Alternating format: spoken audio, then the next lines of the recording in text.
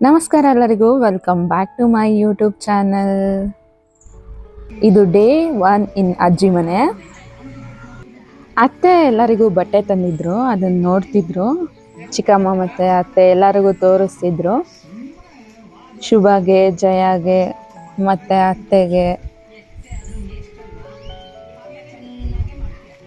Dress ತುಂಬ ಚೆನ್ನಾಗಿತ್ತು. ಊರಲ್ಲಿ ಡ್ರೆಸ್ಸು ಎಲ್ಲ ತುಂಬ ಚೆನ್ನಾಗಿ ಸಿಗುತ್ತೆ, ಮತ್ತು ಸ್ವಲ್ಪ ಕಾಸ್ಟ್ ಕಡಿಮೆ ಇರುತ್ತೆ, ಬಟ್ ಅಷ್ಟೊಂದು ವೆರೈಟಿ ಏನು ಸಿಗೋದಿಲ್ಲ.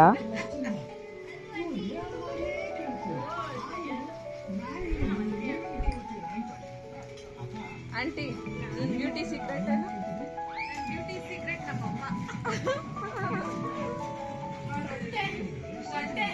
ಯಾರಾನ ನಿಮ್ ಚಿಕ್ಕಮ್ಮ ಅಂದ್ರೆ ನಂಬ್ತಾರ?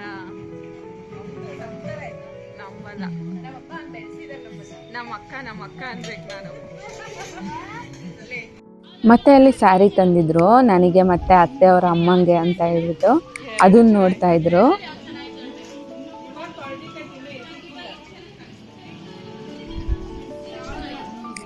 ನಿನಗೆ ಯಾವ್ದು ಇಷ್ಟ ಆಯ್ತು ನೋಡು ನೋಡು ಅಂತ ಅಜ್ಜಿ ಮತ್ತೆ ಅತ್ತೆ ಬಲವಂತ ಮಾಡ್ತಾ ಇದ್ರು. ನೋಡ್ತಾ ಇದ್ದೆ.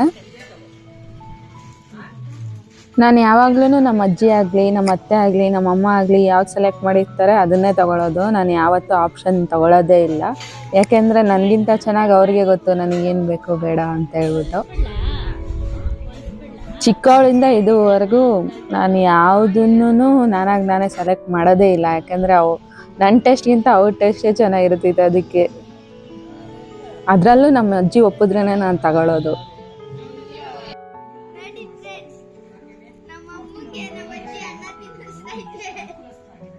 ನಮ್ಮ ಅಜ್ಜಿ ಪ್ರೀತಿಗೆ ಸರಿಸಾಟಿನೇ ಇಲ್ಲ, ಎಷ್ಟೇ ದೊಡ್ಡದಾದರೂ ಹೀಗೆ ಇರುತ್ತೆ ಅವ್ರ ಪ್ರೀತಿ.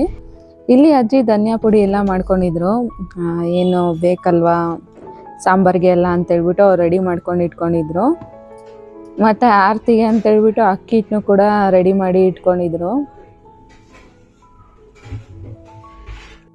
ಇವನು ನನ್ನ ಮಾವನ ದೊಡ್ಡ ಮಗ ಯೋಗೀಶ್ವರ ಅಂತ ಹೇಳ್ಬಿಟ್ಟು.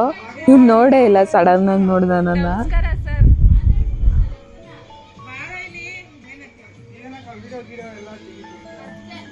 ಮತ್ತೆ ಚಪ್ರದ ಪೂಜೆ ಮಾಡಕ್ಕೆ ಬಂದ್ವಿ. ಪ್ರಸಾದಕ್ಕೆ ಮಂಡಕ್ಕಿ ರೆಡಿ ಮಾಡ್ಕೊಂಡಿದ್ರು. ಇಲ್ಲಿ ಪೂಜೆಗೆಲ್ಲ ಅತ್ತೆ ರೆಡಿ ಮಾಡಿಕೊಟ್ಟಿದ್ರು. ಫಸ್ಟ್ ಏನು ಮಾಡಿದ್ವಿ ಅಂತ ಹೇಳಿದರೆ, ಎಲ್ಲ ಕಾಳುಗಳನ್ನೂ ಕೂಡ ಅರ್ಶಿನದ ಬಟ್ಟೆಯಲ್ಲಿ ಹಾಕಿ ಅದನ್ನು ಕಂಬಕ್ಕೆ, ಏನು ಬಲಗಡೆ ಕಂಬಕ್ಕೆ ಅದನ್ನು ಕಟ್ಟಿದ್ವಿ. ಮತ್ತು ಇಲ್ಲಿ ಪೂಜೆಗೆಲ್ಲ ಅತ್ತೆ ಒಂದೊಂದೇ ಎಲ್ಲ ರೆಡಿ ಮಾಡ್ತಾಯಿದ್ರು. ನನ್ನ ಕೈಯಲ್ಲೇ ಪೂಜೆ ಮಾಡಿಸಿದ್ರು.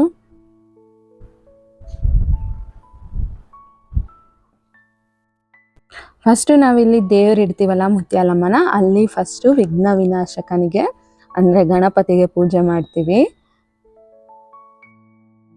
ಸ್ಟಾರ್ಟಿಂಗು ಅಷ್ಟೇ ಗಣಪತಿಗೆ ಪೂಜೆ ಮಾಡ್ತೀವಿ, ಮತ್ತು ದೇವ್ರನ್ನ ಕಳಿಸ್ಬಿಟ್ಟು ಬಂದಮೇಲೂ ಅಷ್ಟೇ ಗಣಪತಿಗೆ ಪೂಜೆ ಮಾಡ್ತೀವಿ. ಇಲ್ಲಿ ಫಸ್ಟು ಬಲಗಂಬಕ್ಕೆ ಪೂಜೆ ಮಾಡ್ತಾ ಇದ್ವಿ.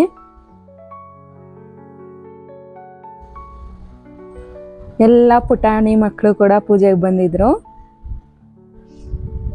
ನಮ್ಮ ಮನೆಯವರೆಲ್ಲ ಕೂಡ ಪೂಜೆಯಲ್ಲಿದ್ದರು. ಇದು ಅಜ್ಜಿ ಮನೆ ಮುಂದೆನೆ ಕೂರಿಸಿರೋದು ದೇವರು, ಕೂರಿಸೋದು ಪ್ರತಿ ವರ್ಷವೂ ಇಲ್ಲೇ ಕೂರಿಸೋದು ದೇವರು. ನಮ್ಮ ಊರ ಗ್ರಾಮ ದೇವತೆ ಅಂದರೆ ನಮ್ಮ ದೊಡ್ಡಬಳ್ಳಾಪುರದ ಗ್ರಾಮ ದೇವತೆ ಬಂದ್ಬಿಟ್ಟು ಮುತ್ಯಾಲಮ್ಮ. ಹಿಂದೆ ಎಲ್ಲ 5 ದಿವಸ ಕೂರಿಸ್ತಿದ್ರು ಮುತ್ಯಾಲಮ್ಮ ದೇವಿನ, ಈಗ 3 ದಿವಸ ಕೂರಿಸ್ತಾರೆ. ಮೊದಲನೇ ದಿವಸ ಏನಿರುತ್ತೆ, 2ನೇ ದಿವಸ ಏನು ಮಾಡ್ತೀವಿ ಮತ್ತು 3ನೇ ದಿವಸ ಏನು ಮಾಡ್ತೀವಿ ಅಂತ ಹೇಳ್ತೀನಿ. ಇದು ನನ್ನ ತಮ್ಮ, ಅಂದರೆ ನನ್ನ ಚಿಕ್ಕಮ್ಮನ ಮಗ, ಚಿಕ್ಕವನು.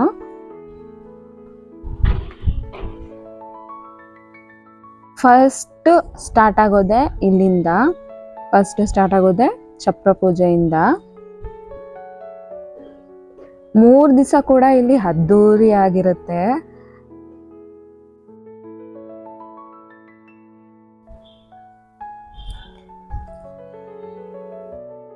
ಪ್ರತಿಯೊಬ್ಬರು ಸೇರೋದೇ ಈ ಒಂದು ಏನು ದೇವಿನ ತರ್ತೀವಲ್ಲ ಅವಾಗೇನೆ ಎಲ್ಲರೂ ಕೂಡ ಸೇರೋದು.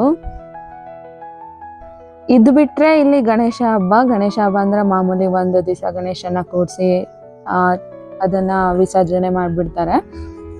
ಈ ಹಬ್ಬನ ಮಾತ್ರನೇ ಅದು ನಮ್ಗೊಂಥರ ಹಬ್ಬ ಥರನೇ. ಇದನ್ನು ಮಾತ್ರನೇ ನಾವೆಲ್ಲರೂ ಸೇರಿಕೊಂಡು ಗ್ರ್ಯಾಂಡಾಗಿ ಸೆಲೆಬ್ರೇಟ್ ಮಾಡ್ತಾರೆ. ಎಲ್ಲರೂ ಸೇರಿಕೊಂಡು ಎಲ್ಲ ಕೆಲಸನೂ ಮಾಡಿಕೊಂಡು ತುಂಬ ಚೆನ್ನಾಗಿರುತ್ತೆ. 3 ದಿವಸ ಹೇಗೆ ಹೊರಟೋಗ್ಬಿಡುತ್ತೆ ಅಂತಲೇ ಗೊತ್ತಾಗಲ್ಲ. ದೇವ್ರು ತರಬೇಕಾದ್ರೆ ಎಷ್ಟು ಖುಷಿ ಇರುತ್ತೋ, ಬಿಡಬೇಕಾದ್ರೆ ಅಷ್ಟೇ ದುಃಖ ಆಗುತ್ತೆ.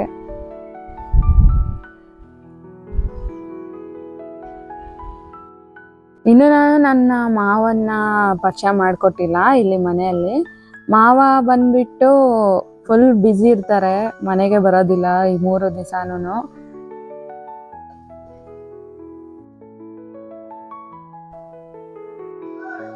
ಯಾವುದೇ ವಿಘ್ನ ಇಲ್ದಿರ ಎಲ್ಲ ಪೂಜೆಗಳು ಎಲ್ಲಾನು ತುಂಬ ಚೆನ್ನಾಗಾಗಲಿ ಅಂತ ಹೇಳಿ ನಾನು ಇಲ್ಲಿ ದೇವ್ರ ಹತ್ರ ಪ್ರಾರ್ಥನೆ ಮಾಡಿಕೊಂಡು ಪೂಜೆ ಮಾಡಿದೆ.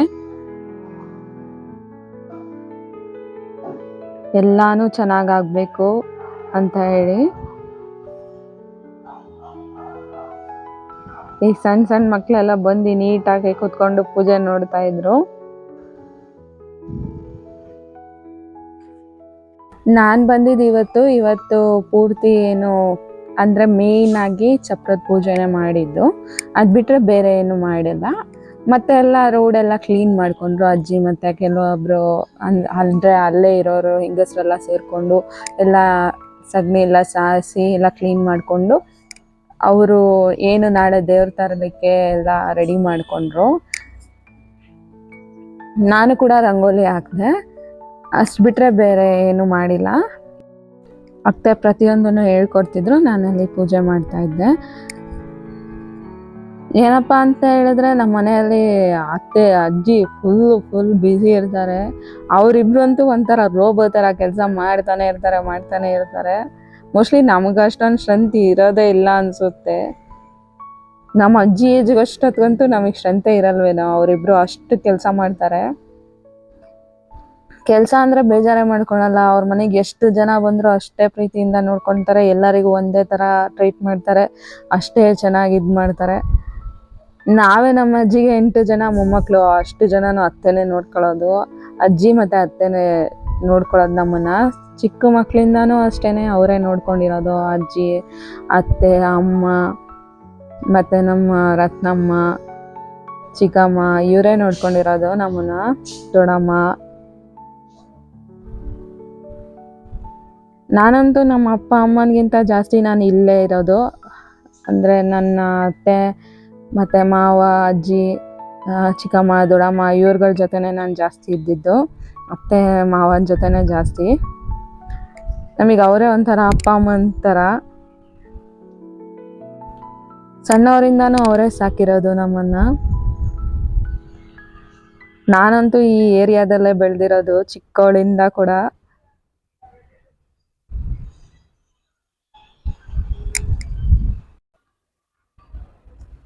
ಈ ನಮ್ಮ ಏರಿಯಾ ಬಂದ್ಬಿಟ್ಟು ದೊಡ್ಡಬಳ್ಳಾಪುರದಲ್ಲಿ ಚಿಕ್ಕಪೇಟೆ ಅಂತ ಹೇಳ್ಬಿಟ್ಟು.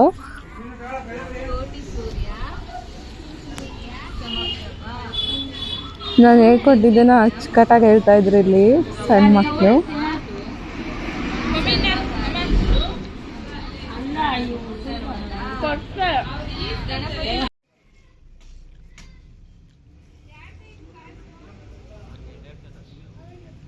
ಈ ಕಲ್ಲು ನಮ್ಮ ಅಜ್ಜಿ ಬಾಡಿಗೆ ಬದಲು ತಗೊಂಡಿರೋದು. ಏನಂತ ಹೇಳಿದ್ರೆ ನಮ್ಮ ಅಜ್ಜಿಗೆ ಬಾಡಿಗೆ ಕೊಟ್ಟಿಲ್ದಿರಾ ಮನೆ ಖಾಲಿ ಮಾಡಿ ಹೋಗ್ಬಿಟ್ಟಿದ್ರಂತೆ. ಅದಕ್ಕೆ ನಮ್ಮ ಅಜ್ಜಿ ಮನೆಗೆ ಹೋದಾಗ ಈ ಕಲ್ಲು, ಆಮೇಲೆ ಅವಳ ಮನೆಗೆ ಬಾಡಿಗೆ 10 ತಿಂಗಳು ಕೊಡ್ತೀನಿ ಅಂತ ಅವ್ನು ಕೊಡ್ಲಿಲ್ಲ. ಅವ್ನ ಮನೆ ಕಿತ್ತಾಕದ್ವಲ್ಲ, ಅವಾಗೆಲ್ಲ ಎತ್ಕೊಂಡ್ಬಂದ್ವಿ. ಹೌದಾ? ಇದೊಂದು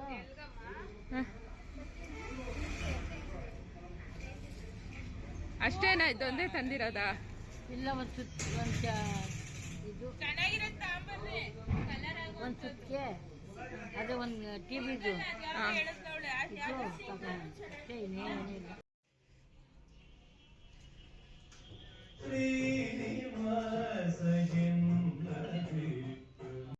ಮತ್ತು ನನ್ನ ತಮ್ಮ ಇಲ್ಲಿ ಅವರ ಭಾವನ್ನ ಮನೆಗೆ ಬಿಟ್ಟು ಹೋಗ್ತಾ ಇದ್ದ. ನಾವು ಅಮ್ಮನಿಗೆ ಮೆಹಂದಿ ಹಾಕಿ ಕೂರಿಸಿದ್ವಿ. ಅವರಂತೂ ನಮ್ಮ ಅಮ್ಮನ ಮನೆ ಹತ್ರ ಏನು ರೋಡಲ್ಲಿ ಎಲ್ಲರೂ 12 ಗಂಟೆವರೆಗೂ ಕುತ್ಕೊಂಡು ಮಾತಾಡ್ಕೊಂಡಿರ್ತಾರೆ. ಇದಾಗಿತ್ತು ಈ ವಿಡಿಯೋ. ಸಿಗೋಣ ಮುಂದಿನ ವಿಡಿಯೋದಲ್ಲಿ. ಅಲ್ಲಿವರೆಗೂ bye. Like, share and subscribe to my channel.